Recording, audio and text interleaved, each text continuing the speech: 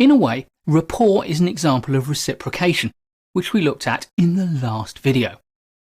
However, rapport is more about reciprocation of posture and movement, gesture and expression, speech and language. And it will introduce us to the key concepts of matching and mirroring.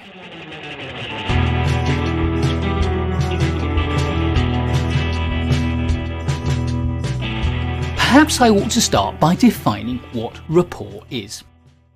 Rapport is a relationship between people that is based on trust, liking, and a feeling that they understand each other. And rapport starts by taking a sincere interest in each other. This means caring what the other person thinks, feels, and says. As a result, it's vital to cultivate the skill of listening. One of the other things we do when we meet someone is we look for things that we have in common. This too is the start to building rapport.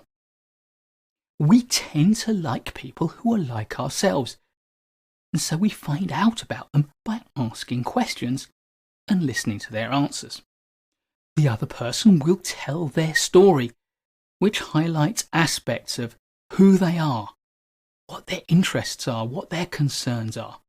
And as we listen to their story, we look for overlaps with our own story, points of connection that allow us to highlight the similarities between them and us.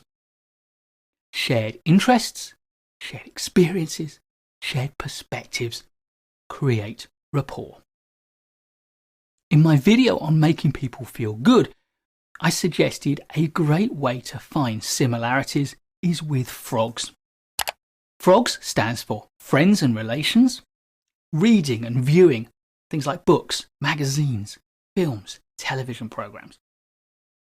Organizations, the places we work, or the organizations we've worked with or come across in our work.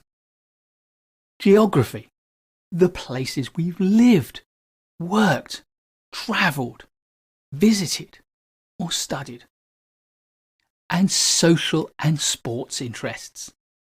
Shared interests in hobbies, activities, recreation, and of course sport, which to many people is very important indeed. Clothes are also a great way to emphasize similarity and therefore build rapport.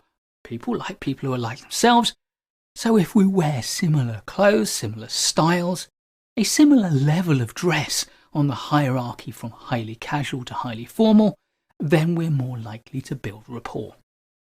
People who appear to want to stand out because they wear unusual clothes are simply trying to build rapport with a smaller subgroup of people.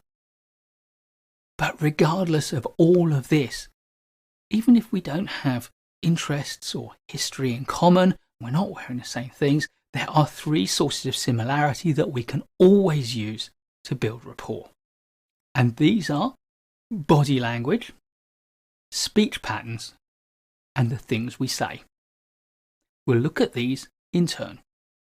Perhaps the most powerful of all is body language, and there are lots of aspects of body language which we could match, and we don't have to match all of them to start to build rapport. However, deliberately mismatching a lot of them will prevent rapport forming in the first place, or can break rapport when you already have it. An easy example of this is if one of you is standing and the other is sitting.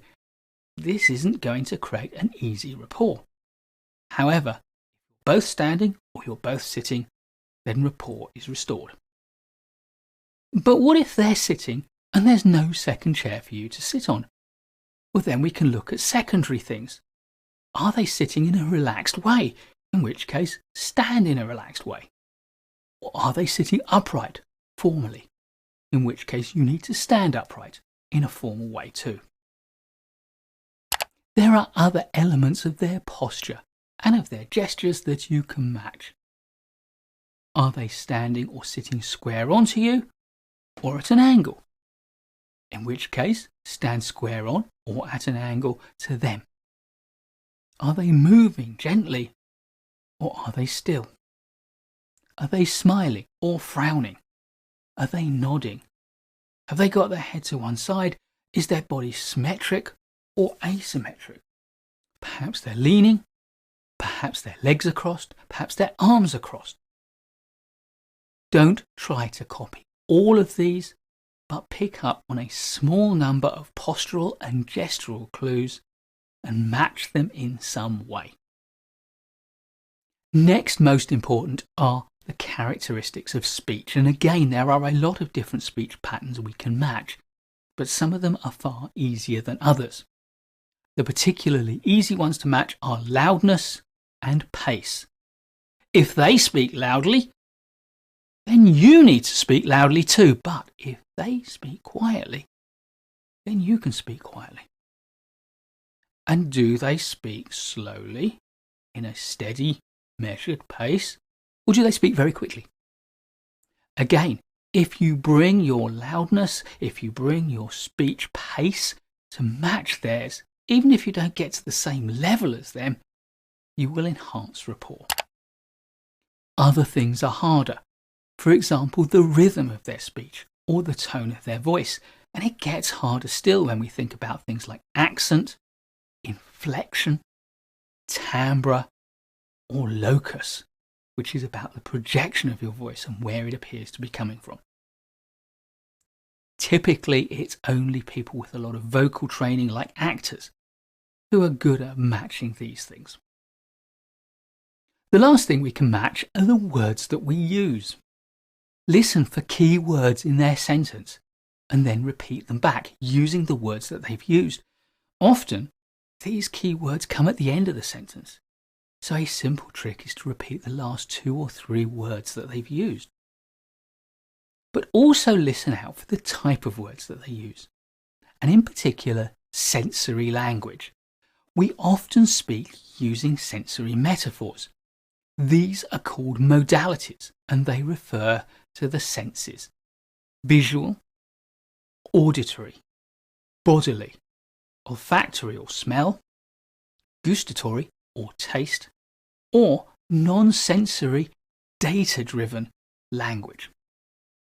Now, different modalities are more or less common in different languages and in different cultures.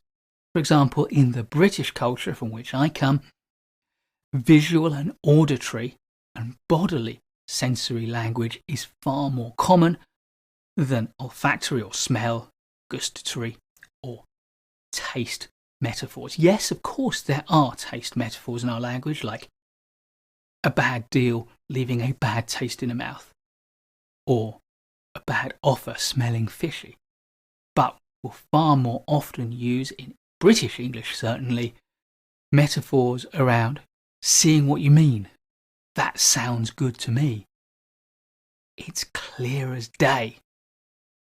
It rings a bell. It feels good.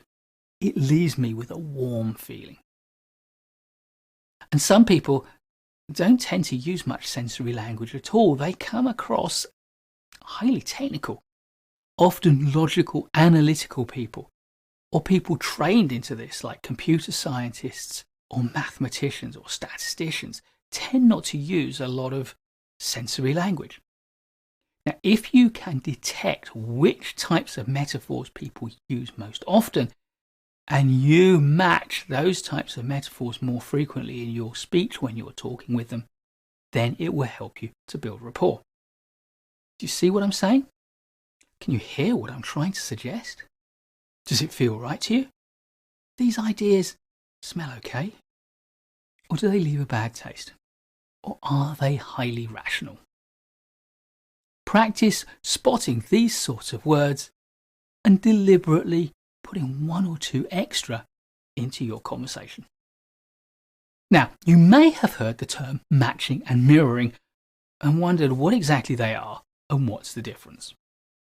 Matching is when you do something that's the same as what I do. If I lean on my right arm and you do the same, that's matching. If, on the other hand, I'm leaning on my right arm and you're leaning on your left arm, then that's mirroring. Because in mirroring, you're doing what I would see if I saw myself in the mirror. And that's the clue to the real difference between matching and mirroring. People will hardly notice when you are matching them, and it certainly won't bother them.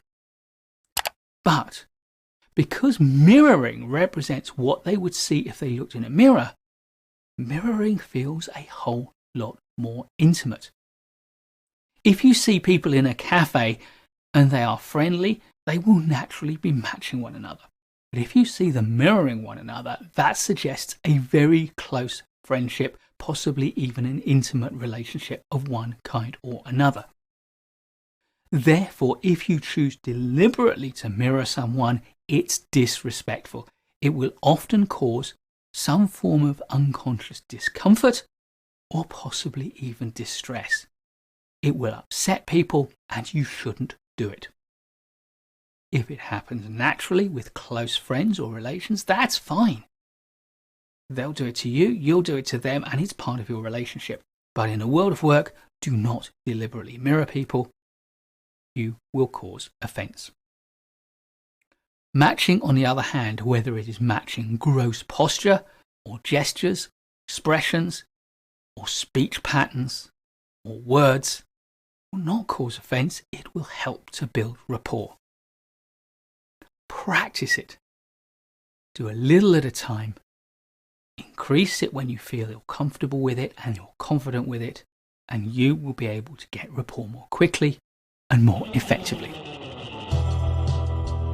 Please do give a thumbs up if you've enjoyed this video. I'll be making loads more great management courses videos for you, so please do subscribe to the channel and hit the bell so you don't miss any of them. I look forward to seeing you in the next one, and in the meantime, keep learning.